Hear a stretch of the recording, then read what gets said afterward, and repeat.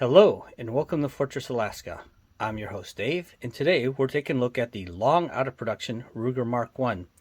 Now, they have gone through the Mark II, the Mark III, and they are now into the Mark IV. The biggest and most important difference between the Ruger Mark IV and the Ruger Mark 1 is the ability to take it down. On the Mark IV, you push a button back here and you can take it down. On the Ruger Mark 1 through 3 and the original just standard pistol, you can take it apart relatively easily, but I believe it has to be the second full moon of the month and it be a Thursday during a thunderstorm in order to get to reassemble it. Seriously, they are really difficult to reassemble. There are some tricks to doing it, but there is no way I'm taking this thing apart just to show you how to reassemble it. They can be really a pain sometimes. Sometimes it goes together quickly, sometimes 2 hours later and I still haven't got back together.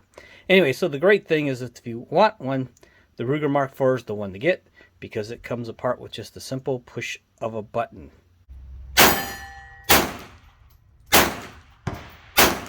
What? I think I'm hitting it.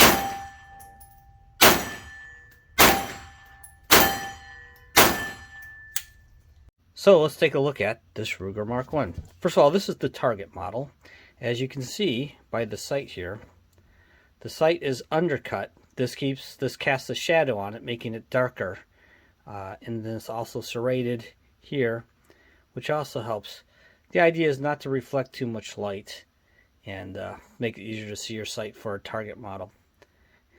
And then of course we have sights that are adjustable for both windage and elevation back on this end. So there you go, you can see those clearly now. Adjustable for windage and elevation. Pretty much it's a very simple pistol, a cylindrical barrel, a cylindrical receiver with a cylindrical bolt on the inside. About as simple as it gets. The other major difference between this and the newer models is these have a 9-round magazine, the new ones have a 10-round magazine. Apparently people seem to complain over 1 round, I don't know what. Some other differences include on the original here, we have a safety. And the safety will also work as a lockback to lock back the slide should you when you're at the range or whatever doing maintenance, and you can drop it back down. The magazine on these old models does not hold the bolt back, so it doesn't matter if the magazine's in or not for checking and sliding the bolt back and forth. The trigger is good on these guns. These are excellent guns for target practice. Hunting, I've used this gun extensively for handgun hunting for small game.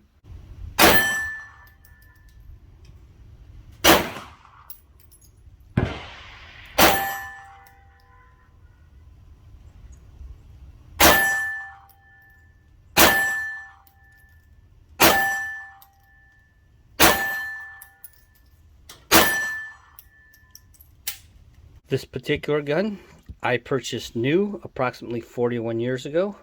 So yes, I am that old. Now also on the newer models they have a push button magazine release. This has the European style or heel release as it's called. Once again, for a gun meant for hunting and target shooting, heel release is just fine. I don't understand the obsession with the magazine button release. Anyway, so this is your standard single stack 22 9-round magazine.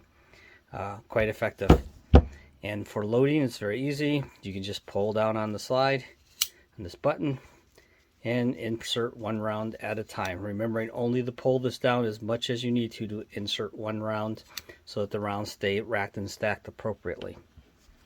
So I guess there are actually quite a few differences between this and the new Ruger Mark IV, but the only one that really makes any difference is the push button takedown, and I definitely do not have that.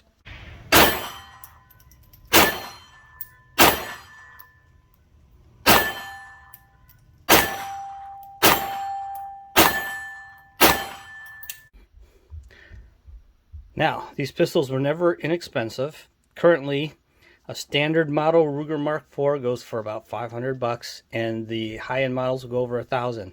But as I pointed out, I've had this pistol myself now for over 41 years. It still looks as good as ever. It's been on numerous hunting trips. It's done a lot of target shooting. It's just a fun little gun to have. You will never wear it out, so don't bat an eye at buying one of the nice high-end stainless steel ones. Your grandchildren will be using it. You will not wear it out.